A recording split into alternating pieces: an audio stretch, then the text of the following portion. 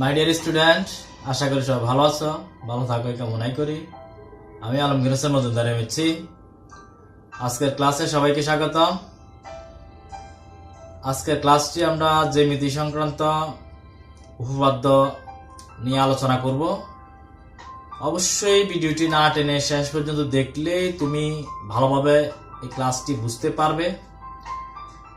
তো অবশ্যই ভালোভাবে বোঝার জন্য প্রথম থেকে শেষ পর্যন্ত না টেনে দেখবে এবং আমার চ্যানেলে যারা নতুন অবশ্যই চ্যানেলটি সাবস্ক্রাইব করবে, আর যারা অলরেডি সাবস্ক্রাইব করেছো তাদেরকে অসংখ্য ধন্যবাদ। চলো তাহলে আজকের ক্লাসটি শুরু করা যাক। তো দেখো শিক্ষার্থীরা, আমরা বৃত্ত সংক্রান্ত উপপাদ্য 24 নাম্বার আলোচনা করব।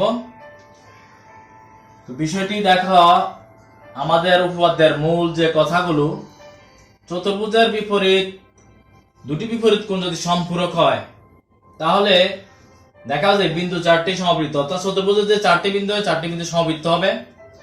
তো সম্পূরক কথাটি আমরা আগে বুঝতে হবে। এখানে সম্পূরক কথার অর্থ কি? আমরা জানি যে দুটি কোণের সমষ্টি যদি 180 ডিগ্রি হয় তাহলে কোণ দুটি পরস্পর সম্পূরক। নিশ্চয়ই তোমরা এটি আগে থেকেই জানো, অবশ্যই তথ্যটি জানা থাকতে হবে। অর্থাৎ যদি এরকম একটি চতুর্ভুজ হয়, যে চতুর্ভুজের এই বিপরীত কোণগুলো সম্পূরক, অর্থাৎ এই দুটি কোণের সমষ্টি 180 ডিগ্রি, এই দুটি কোণের সমষ্টি 180 ডিগ্রি, তাহলে বিন্দু চারটি অবশ্যই সমবৃত্ত হবে, অর্থাৎ বৃত্তের মধ্যে অবস্থিত হবে। তো দেখো, আমরা চিত্রের সাহায্যে একটি প্রকাশ করার চেষ্টা করি। আমি যে কোনো ভাবে একটি চতুর্ভুজ এঁকে নিলাম। এটি হচ্ছে আমার একটি চতুর্ভুজ এবিসিডি চতুর্ভুজ। তো এটিকে আমি মনে করি যে এবিসিডি একটি চতুর্ভুজ যার বিপরীত কোণ এবিসি প্লাস এডিসি সমান 180 ডিগ্রি।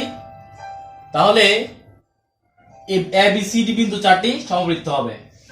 আমরা এটার সাথে মিলিয়ে দেখা, কোন চতুর্ভুজের দুটি বিপরীত কোণ সম্পূরক হলে দেখাও যে বিন্দু চারটি সমবৃত্ত। এবিসিডি একটি চতুর্ভুজ যার এডিসি কোণ প্লাস এবিসি কোণ সমান 2 সমকোণ অর্থাৎ সম্পূরক। তাহলে প্রমাণ করতে হবে এবিসিডি বিন্দু চারটি সমবৃত্ত, অর্থাৎ বৃত্তের ভিতরে অবস্থিত হবে। আমরা অঙ্কনে গিয়ে আমরা এটিকে বৃত্ত আকারে প্রকাশ করার চেষ্টা করব। আমি এটা মুছে দিচ্ছি।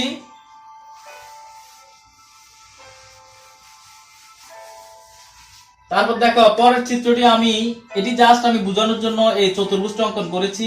আমাদের মূল চিত্র হবে এটি। ধরো আমি একটি বৃত্ত অঙ্কন করে নিলাম।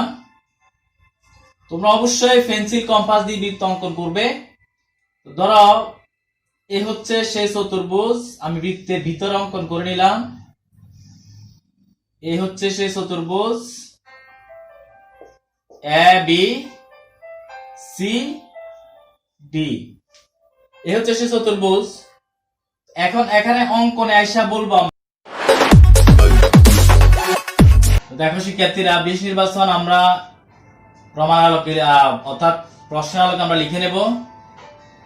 এবিসিডি একটি চতুর্ভুজ হলে কোণ এডিসি প্লাস কোণ এবিসি সমান যদি 2 সমকোণ হয় তাহলে প্রমাণ করতে হবে এবিসিডি বিন্দু চারটি সমবৃত্ত। অর্থাৎ আমরা লিখব এডিবি কোণ প্লাস এবিসি কোণ সমান 2 সমকোণ।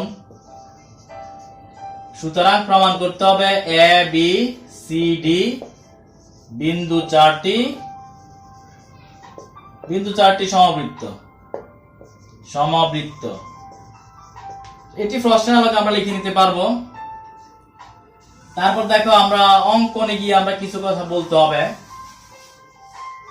আমরা এখানে এই চারটি বিন্দু আমরা বলেছিলাম, চারটির মধ্যে আমি যদি ডি বিন্দু বাদ দিই, আমি যদি বলি যে এবিসি 3টি বিন্দু, এরকম এবিসি 3টি বিন্দু হলে 3টি বিন্দু এখানে দেখা যাচ্ছে সমরেখা নয়, যেহেতু চতুর্ভুজ, তাহলে 3টি বিন্দু কখনোই সমরেখা হবে না। সর্বোচ্চ দুটি বিন্দু সমরেখ হতে পারে, কিন্তু তিনটি বিন্দু কখনোই সমরেখ হবে না, এই বিষয়টি খেয়াল রাখবে। তারপর দেখো, তিনটি বিন্দু যেহেতু সমরেখ নয়, এই তিনটি বিন্দু দিয়ে কেবলমাত্র একটি বৃত্ত অঙ্কন করা যাবে। যে কোনো তিনটি বিন্দু দিয়ে শুধুমাত্র একটি বৃত্ত অঙ্কন করা যাবে। এই তিনটি বিন্দুকে সংযোগ করে একের অধিক বৃত্ত অঙ্কন করা যাবে না। এই ক্ষেত্রে আমরা বলে নেব যে এবিসি বিন্দু তিনটি দিয়ে কেবল একটি মাত্র বৃত্ত অঙ্কন করা যায়। তো সেই বৃত্তটি এডি কে ই বিন্দুতে ছেদ করে, সেই বৃত্তটি এডি কে ই বিন্দুতে ছেদ করে। আমরা সিই যোগ করে নেই, তোমরা লিখে নিতে পারো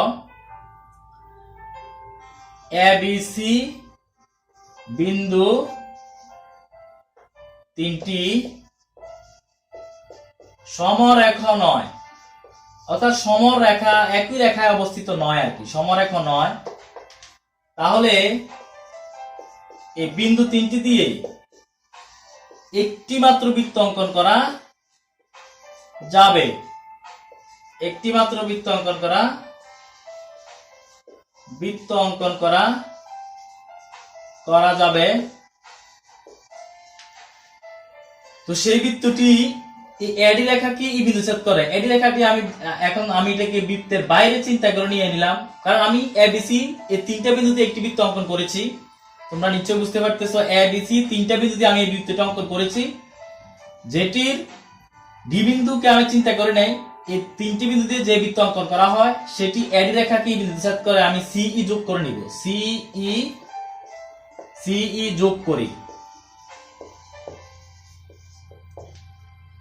তাহলে এটা তোমরা বুঝতে পারছো নিশ্চয়ই। আমি একটু সংক্ষেপ করে দিয়েছি, বইতে অনেক বিস্তৃত আছে, তোমরা দেখে নিও। নিশ্চয়ই এটি বুঝতে পেরেছো অঙ্কন। এটি তুমি অবশ্যই নিজের ভাষায় লিখতে পারো তোমার মতো করে। তারপর আসো প্রমাণ। এখানে দেখো এ ই সি বি অর্থাৎ এ বি সি ই একটি চতুর্ভুজ, বৃত্তস্থ চতুর্ভুজ আমরা দেখতেছি। এ বি সি ই একটি বৃত্তস্থ চতুর্ভুজ, নিশ্চয় বৃত্তের ভিতরে এটি অবস্থিত। দেখো, একটি বৃত্তস্থ চতুর্ভুজ। বৃত্তস্থ চতুর্ভুজ হলে আমরা জানি, আমরা আগের উপপাদ্যে আমরা পড়ে এসেছিলাম, বৃত্তস্থ চতুর্ভুজের বিপরীত দুই কোণের সমষ্টি দুই সমকোণ। তাহলে আমরা কি লিখতে পারি বলো? এ বি সি কোণ, সুতরাং এ বি সি কোণ প্লাস এ ই সি কোণ ইকুয়াল টু দুই সমকোণ। এই তথ্যটি কিন্তু তোমার জানা থাকতে হবে। প্রতিটা উপপাদ্যই কিন্তু বৃত্তের অর্থাৎ বৃত্তের এক একটি তথ্য যা প্রমাণিত, এই জন্য এই তথ্যগুলো আমাদের জানা থাকতে হবে। তাহলে যেহেতু বৃত্তস্থ চতুর্ভুজ এ ই সি বি, সুতরাং এই চতুর্ভুজের বিপরীত দুই কোণের সমষ্টি এই কোণ প্লাস এই কোণ সমান হবে দুই সমকোণ অর্থাৎ 180 ডিগ্রি। আবার প্রশ্নে আমাদের কি কি দেওয়া আছে? প্রশ্ন মতে বলতো দেখি, প্রশ্নে আমরা কি বলেছিলাম? এবিসিডি চতুর্ভুজের বিপরীত দুই কোণের সমষ্টি দুই সমকোণ, অর্থাৎ এবিসিডি চতুর্ভুজের বিপরীত দুই কোণ হচ্ছে, একটি হচ্ছে এটি কোণ আর একটি হচ্ছে এই কোণটি। তাহলে আমি বলতে পারি কোণ এবিসি ইকুয়াল টু, দেখো, কোণ এডিসি সমান দুই সমকোণ অর্থাৎ 180 ডিগ্রি, দুই সমকোণ। এটি আমাদের প্রশ্নে দেওয়া আছে, এটাকে আমরা ব্যতিক্রম কোনো কিছু করার কোনো সুযোগ নেই। তো যদি এটি হয়ে থাকে, এটা আমি যদি 1 নং চিন্তা করি, এটা 2 নং চিন্তা করি, এই 2 নং এবং 1 নং থেকে আমরা পেয়ে যাই যে এই কোণটি এবং এই কোণটি সমান। ঠিক আছে, দেখো, যেহেতু এই দুটি কোণের সমষ্টি দুই সমকোণ, আবার এই দুটি কোণের সমষ্টি দুই সমকোণ, এখানে প্লাস হবে, এই দুটি কোণের সমষ্টি দুই সমকোণ। তাহলে আমরা লিখতে পারবো এই এবিসি কোণ তো এবিসি কোণ, এটা তো একটি কোণ, আর এই যে এই কোণটি আর এই কোণটি পরস্পর সমান। সুতরাং আমরা কি লিখতে পারি? এ ই সি কোণ সমান এডিসি কোণ। তো দেখো, এই কোণটি যদি সমান হয়ে যায় তাহলে কিন্তু এই কোণটি ডি বিন্দুটি ই বিন্দুর উপর চলে আসবে। আমরা দেখব এখানে এই কোণটি সমান কিনা। আমি মুছে ফেলতেছি, তোমরা নিশ্চয়ই লিখে ফেলেছো তখনে। দেখো এখানে আমি ত্রিভুজ ত্রিভুজ সিইডি, এই ত্রিভুজ চিন্তা করি, ত্রিভুজ সিইডি হতে এটি হচ্ছে অন্তস্থ কোণ আর এটি হচ্ছে বহিস্থ কোণ। আমরা জানি ত্রিভুজের একটি রেখাকে বাড়ালে, বর্ধিত করলে যে কোণ উৎপন্ন হয় সেটি বহিস্থ কোণ। নিশ্চয় অন্তস্থ কোণ অপেক্ষা বহিস্থ কোণটি অনেক বড় হবে, এটা আমরা জানি। অর্থাৎ এই অন্তস্থ এই কোণটি এবং এই কোণটি থেকে এই কোণটি অনেক বড় হবে, কারণ তথ্য মতে আমরা জানি ত্রিভুজের বহিস্থ কোণ অন্তস্থ বিপরীত দুই কোণের সমষ্টি সমান, অর্থাৎ এই কোণটি হবে এই দুটি কোণের সমষ্টির সমান। তাহলে নিশ্চয়ই এই কোণটি থেকে এই কোণটি কি হবে, ছোট হবে। কিন্তু আমরা এখানে প্রমাণ করলাম কি, যে দুটি কোণ পরস্পর সমান আমরা প্রমাণ করে ফেললাম। তো দেখো, কিন্তু এর বহিস্থ হতে বহিস্থ দেখো AEC কোণ গ্রেটার দেন হবে CDE কোণ, গ্রেটার দেন CDE কোণ। এটি হবে কেন?